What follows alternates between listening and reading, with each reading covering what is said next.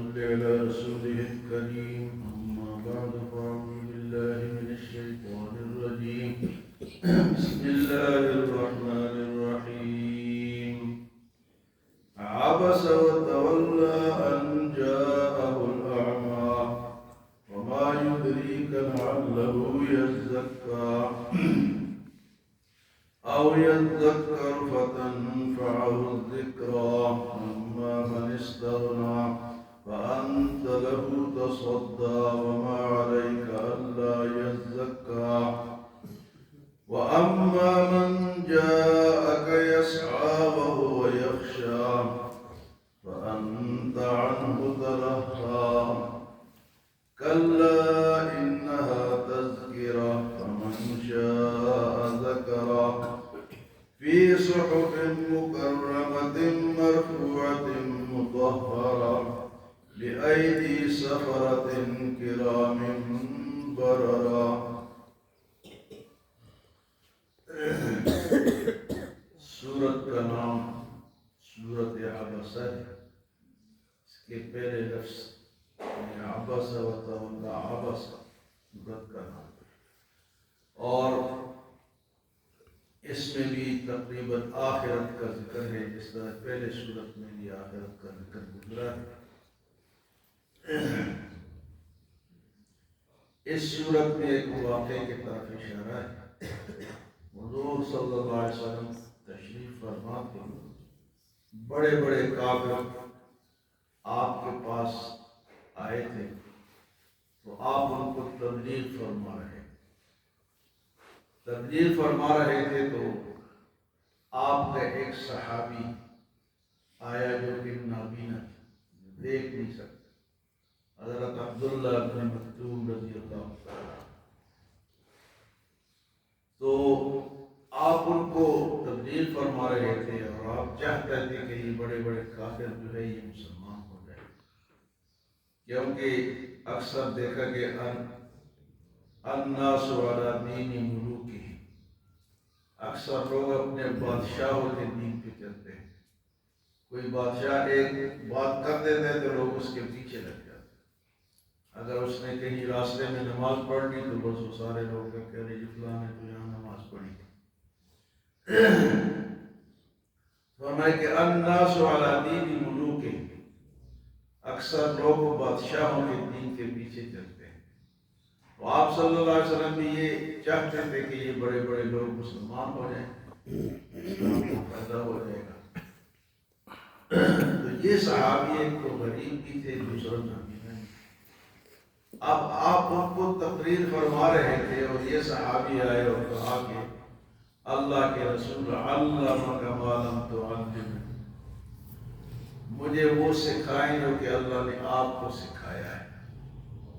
مجھے اب آپ ادھر توجہ فرما رہے ہیں اور یہ بیچاروں کو نظر بھی نہیں آتا، تو آپ نے زیادہ توجہ اس طرف نہیں دی، اس لیے کہ یہ تو اپنا بندہ ہے، مسلمان ہے، صحابی ہے، تو آپ نے اس کے طرف توجہ نہیں.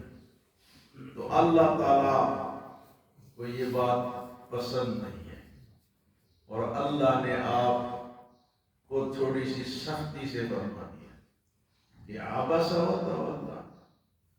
آپ نے اگنور کیا اور منہ پھیرا. عبس و تولا، آپ نے اس کی طرف دیکھا نہیں، صحابی کی طرف، اور دوسرے طرف منہ کر لیا. آپ تو یہ چاہتے تھے کہ یہ بڑے بڑے مسلمان ہو جائیں. آپ بھی حریص ہے نا، حریص، آپ کا ایک نام حریص. حریص کا مطلب ہوتا ہے کہ سارے لوگ مسلمان ہوں، سب ایمان والے بن جائیں. لیکن اللہ تعالیٰ نے دیکھا کہ یہ میرا ایک بندہ ہے جو کہ چاہتا ہے کہ مجھے علم ملے، اسلام ملے، معلومات ہوں. اس کے دل میں چاہت ہے، اور جن کو آپ سمجھا رہے تھے ان کے دل میں چاہت ہے. تو یہاں علماء لکھتے ہیں کہ چاہت والے کو زیادہ توجہ دینی چاہیے. جن کے اندر چاہت نہیں ان کو چھوڑ دو. کئی جگہ قرآن میں آتا ہے کہ لست علیہم بمسیطر، آپ ان پر وکیل نہیں ہیں. ایک جگہ اللہ پاک فرماتے ہیں کہ کہ آپ ان کے لیے اپنے آپ کو ہلاک کر دیں گے؟ اتنی کوشش آپ کرتے ہیں؟ اتنی کوشش کی ضرورت، آپ تبلیغ کریں بس، جس کے نصیب میں ہدایت ہے اس کو ہدایت مل جائے گی۔ تو آپ نے توجہ نہیں کی تو اللہ نے فرمایا نہیں، میرے نبی اس طرح تو نہیں ہوگا۔ عبس و تولا، آپ نے دوسری طرف دیکھا اور منہ پھیرا۔ ان جاءہ الاعمی، جب آپ کے پاس ایک نابینا شخص آیا۔ ان جاءہ الاعمی، فرمایا جو تو اب یہ ہمارا بھی تبلیغ کا یا تقریر کا یہ ہونا چاہیے کہ جن کو زیادہ ضرورت مند ہے، یہ جو کہ چاہتے ہیں کہ ہمیں یہ چیز ملے، ان پہ زیادہ توجہ دیں۔ جس طرح کہ ایک ڈاکٹر کے پاس دو مریض آتے ہیں، ایک سخت بیمار ہے، اس کو جناب موشن لگے ہوئے اور جناب اس کا پیٹ خراب ہے اور مرنے کے قریب ہے، اور ایک جو ہے وہ معمولی مریض ہے، نزلہ زکام ہے۔ تو اب ڈاکٹر کس کا علاج کرے گا؟ اب وہ جو زیادہ بیمار ہے وہ کہتے ہیں چھوڑو جی ڈاکٹر، میں ٹھیک ہو جاؤں گا، اور جو بخار والے یا نزلہ زکام والے وہ کہتے ہیں یار میرا تو یہ بڑھ نہ جائے، زیادہ نہ ہو جائے۔ تو ڈاکٹر اس کو توجہ دے گا جو علاج چاہتا ہے، جو علاج چاہتا ہے۔ دوسرا زیادہ بیمار ہے لیکن وہ علاج اتنے نہیں چاہتا، اور یہ جو کم بیمار ہے چاہتا ہے کہ میرا علاج، تو ان مسلمانوں تک پہنچنا، ان لوگوں تک پہنچنا جو کہ چاہتے ہوں کہ ہمیں، کئی دفعہ آپ نے دیکھا ہے کہ یہ ہمارے طرف آپ تبلیغ والی جماعت بھیجیں، ہمارے گاؤں میں بھیجیں، ہماری مسجد میں بھیجیں، ہمیں کوئی فائدہ ہوگا۔ اور کئی ایسے ہوتے ہیں کہ کڑو جی باہر کڑو، مسجد خالی کرو، مسجدوں میں چھوڑو ہی، بسترے باہر پھینک دیتے ہیں۔ تو یہ قرآن سے یہ ہمیں سبق ملتا ہے کہ جو ضرورت مند ہو، جو چاہتا ہو، جس کے دل میں چاہت ہو، اس تک پہنچنا پہلے۔ عبس وتولا، آپ نے تیوری چڑھائی اور منہ پھیرا۔ ان جاءہ الاعمی، جب آپ کے پاس ایک نابینا شخص آیا۔ وما یدریک لعلہ یزکا، اور آپ کو کیا معلوم کہ وہ پاکی حاصل کرنا چاہتا ہے، کہ وہ پاک ہو جائے۔ او یذکر فتنفعہ الذکریٰ، اور شاید کہ یہ ان کو زیادہ فائدہ ملے اس سیکھنے سے۔ اما من استغنی، اور وہ لوگ جو کہ استغنا کرتے ہیں، آپ سے دور بھاگتے ہیں۔ فأنت له تصدى، کیا آپ ان کے طرف زیادہ توجہ کریں گے؟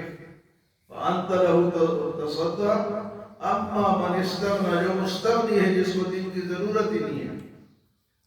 بعض لوگ کہتے ہیں یار میرا کلمہ درست ہو جائے، میری نماز درست ہو جائے، میں سیکھ لوں۔ بعض کہتے ہیں مولویوں کی باتیں آخر میں دیکھا جائے گا، یہ بات نہیں ہے۔ فرمایا فأنت له تصدى، اما من استغنى، جو بھاگتا ہے، استغنا مانگتا ہے، فأنت له تصدى، اس کی طرف توجہ فرمائیں گے۔ وما عليك ألا يزكى، اور آپ کو کیا معلوم کہ یہ پاکی حاصل کرنا چاہتے بھی ہیں یا نہیں۔ وأما من جاءك يسعى، اور وہ جو دوڑتا ہوا آیا ہے۔ اما من جاءك يسعى وهو يخشى، اور وہ اللہ سے ڈرتا بھی ہے، وہ ڈرتا بھی ہے کہ مجھے پورا دین حاصل ہو جائے۔ اما من استغنى وهو يخشى فأنت عنه تلهى،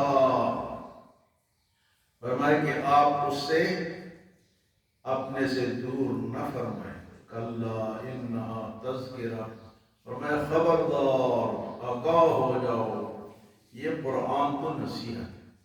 کلا انہا تذکرہ فمن شاء ذکر، اب جس کا جی چاہے وہ اس سے فائدہ حاصل کرے، اس سے نصیحت حاصل کرے۔ نصیحت ہے، اب جو چاہتا ہے اس کو نصیحت اس سے ملے گی۔